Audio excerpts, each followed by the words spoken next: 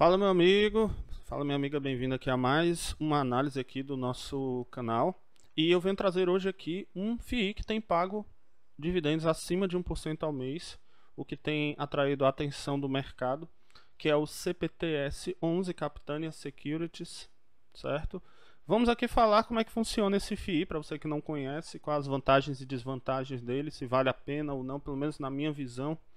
Ok? E o interessante de notar é que esse FII tem atraído a atenção de bastante gente nos últimos meses mesmo, né? Veja só que o crescimento dele, né? A gente pode ver que está assumindo uma trajetória exponencial ultimamente, certo?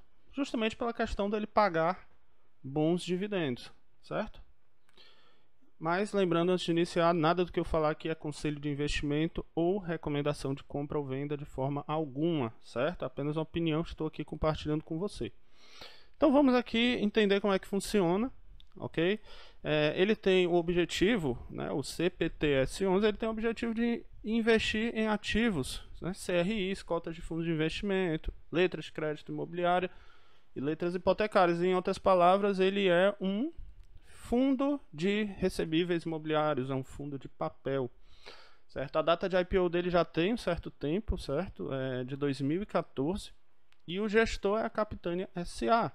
O mandato dele é títulos e valores, ok? Ou seja, ele tem que investir pelo menos 2/3 do patrimônio líquido dele em papéis, e vocês vão ver que fica bem no limite mesmo.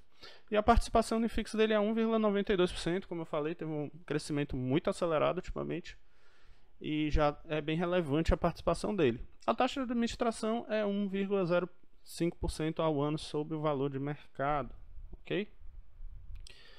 Bom, agora vamos falar aqui dos proventos, né, os dividendos. Nos últimos 12 meses ele pagou 11,28%. Só no último mês ele pagou mais de 1%, ok? Quando nós vamos ver o histórico dele, ele tem esse histórico de pagar altos dividendos mesmo, né? Desde 2014 você vê aqui um pagamento bem interessante de dividendos, tem sido constante, né, ao longo do tempo, como a gente pode ver. Isso aí é bom a gente também observar se os dividendos têm sido constantes. Houve só essa interrupção aqui, mas tem sido bem constante. Passou por esse período de baixa agora e está retomando novamente o pagamento dos dividendos. Em relação à cotação, ele ficou de lado durante esse período. Esse é um ponto que você tem que ver nos fundos de papel, que geralmente com o passar do tempo a cotação ela tende a andar de lado. É diferente dos FIIs de tijolo, que eles pagam um pouco menos de dividendo, mas a cotação com o passar do tempo pelo menos é para melhorar, porque os imóveis vão se valorizando, então teoricamente era para você ter um pouco mais de equilíbrio entre valorização do imóvel e dividendos. Já nos FIIs de papel eles pagam mais dividendo, porém a tendência da cotação ao longo do tempo é não se valorizar, né? Nós tivemos períodos de alta, né? Mas a tendência é ficar de lado aí, certo? Bom, em relação ao preço, em relação ao preço pelo valor patrimonial, ele está com preço parecido com o valor patrimonial. Ele está com um pequeno ágio aí de 5,09%, sendo cotado ligeiramente acima, fazendo um PVPA de 1,05. Está um pouco acima, mas ainda está dentro do limite aceitável, até 1,10. A gente está dizendo que está dentro de um limite aceitável. O ideal, lógico, é estar no 1, que é justo, né? Ou abaixo de 1, certo? Mas ainda está dentro de um limite aceitável. Aí vamos ver aqui no que ele investe, certo? Eu achei o relatório gerencial desse FII um pouco bagunçado, por exemplo, né? Aqui nesse gráfico, ele mostra em o que ele investe. Ele coloca aqui shopping, logística industrial, liquidez. Isso aqui ele está querendo dizer em relação ao CRI, certo? Então, basicamente, ele não deixa isso muito claro, pelo menos nesse gráfico. Mas o que eu posso entender aqui é que ele investe 33,4% em outros fundos imobiliários. Então, ele é 33% fundo de fundos. E o restante ele investe em CRIs. Então, ele não é um FII, ele não é, o CPTS não é puramente de papel, certo? Ele investe a maioria em papel, mas ele tem 33% do capital dele alocado em outros fundos imobiliários. Os indexadores dele, como você pode ver, do CRI, certo? Está no IPCA, fundos imobiliários, 53% CRI de IPCA, fica um pouco confuso, como eu falei, né? Ele não deixa muito claro, mistura FI com CRI aqui no gráfico. Mas o que dá para entender é que com relação aos indexadores, 33% é FI, não dá para dizer, porque depende do FI, e o restante, a maioria é IPCA.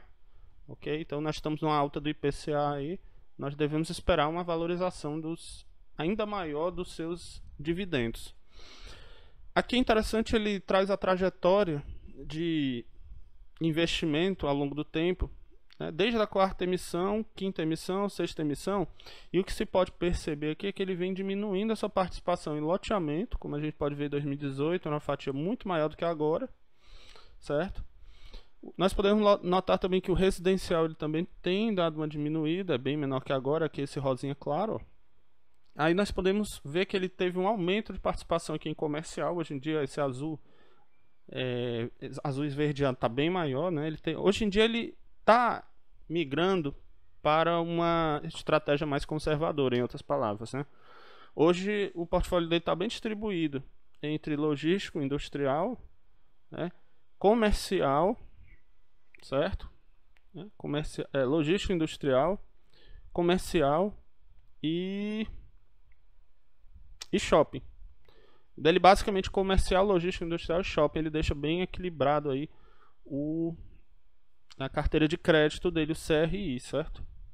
E em relação à exposição de fundos imobiliários que ele tem aumentado a participação dele em fundos listados, porque no começo, em 2018, ele investia grande parte em fundos não listados, né, que são aqueles fundos de mais difícil acesso e tal. Hoje em dia ele tem aumentado mais essa participação, como você pode ver aqui desde 2018.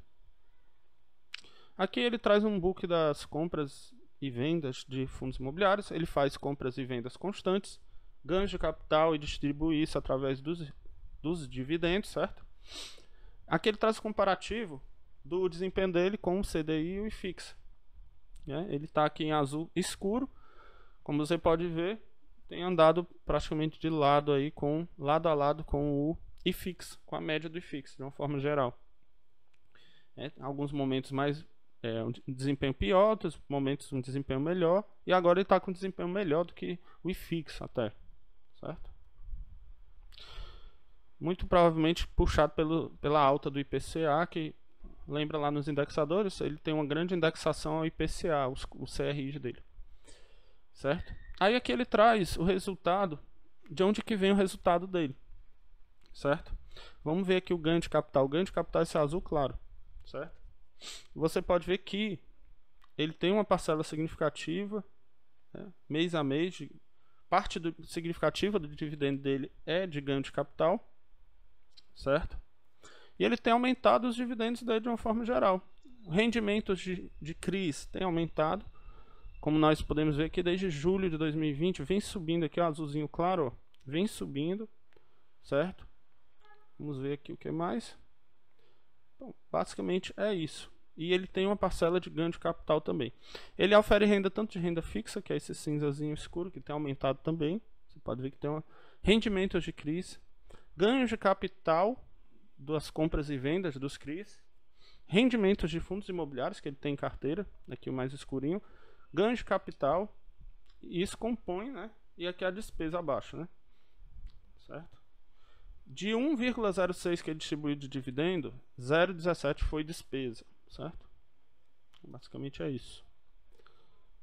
Ele tem distribuído abaixo do que ele tem obtido de resultado, ok?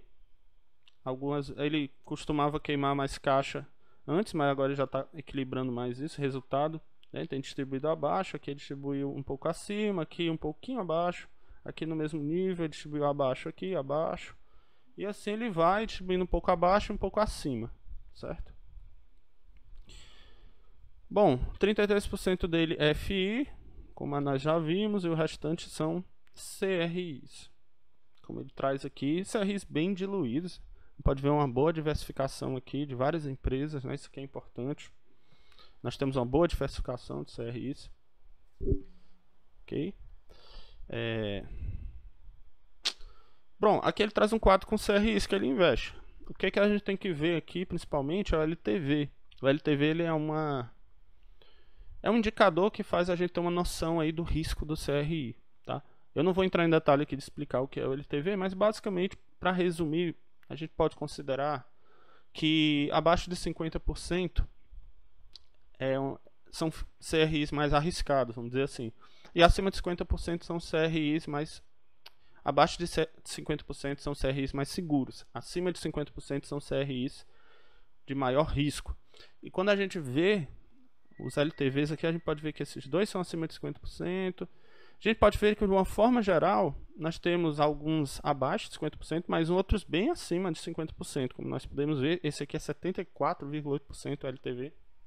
Esse aqui é 58%, 60%. Então, nós temos CRIs bem de um risco um pouco mais alto, certo?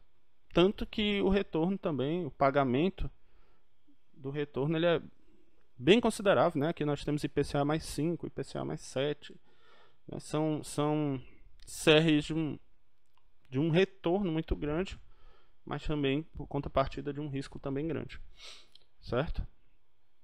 Aqui a exposição dele em outros FIIs, são esses FIIs aqui que ele está investindo atualmente. Ele tem mais participação no TRXF, 5,1%, HSR é 3,9%.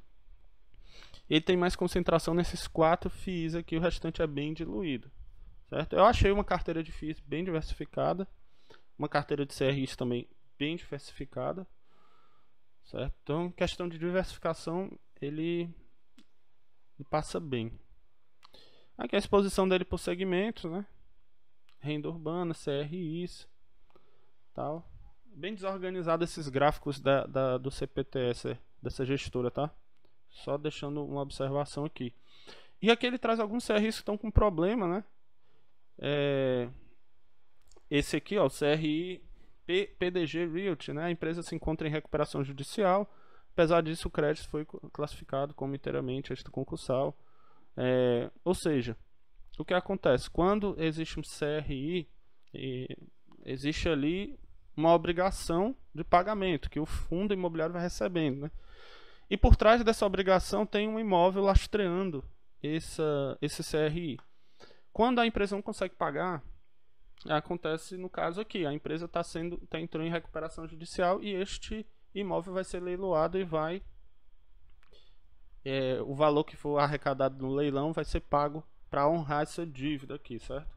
Então nós temos um problema aqui com esse CRI e nós temos também, eu trouxe aqui, né, no relatório ele mostra que outro CRI também está com problema, né? O crédito com ação de execução ajuizada e bens penhorados, o crédito, ou seja, é outro CRI que teve esse problema e esse imóvel está sendo penhorado, está indo a leilão. Quando esse imóvel for vendido, o valor vai ser repassado, o valor da dívida, né, desse CRI vai ser repassado para o fundo, mas a momento ele ainda está bens penhorados, ainda está no processo ainda, certo? Aí no caso o fundo deixa de receber por um período esse dinheiro, mas quando esse imóvel for executado, o fundo recebe sem problemas, né? Mas a gente pode ver que são CRIs com um pouco mais de risco, como a gente pode ver, certo?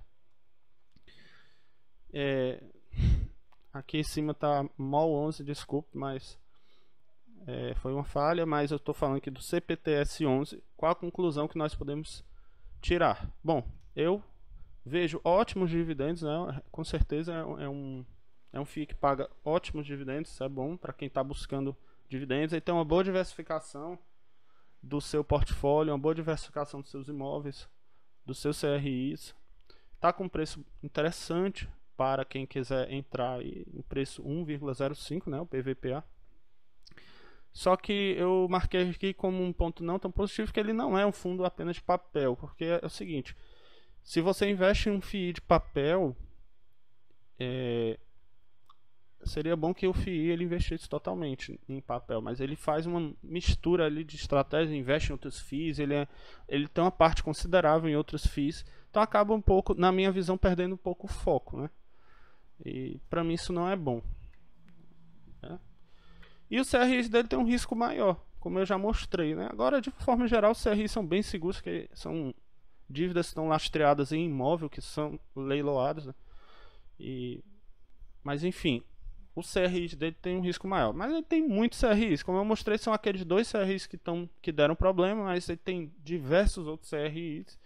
Isso aí, como a gente pode ver, não impactou tanto os rendimentos dele, tanto que ele continua distribuindo bons dividendos, apesar desses probleminhas aí. Então, de uma forma geral, eu vejo como um FII interessante para estar considerando aí, de repente, um investimento, mas isso aqui não é uma recomendação de compra ou venda. Eu só trouxe aqui pontos positivos, pontos negativos, você vê se encaixa bem aí para você, beleza? Então é isso. Se você deseja aprender mais sobre fundos imobiliários, você pode baixar o nosso e-book gratuito na descrição do vídeo, que é o Manual dos Fundos Imobiliários. Lá a gente dá bastante dica aí sobre FIIs, beleza? Então é isso, um abraço, até o próximo vídeo.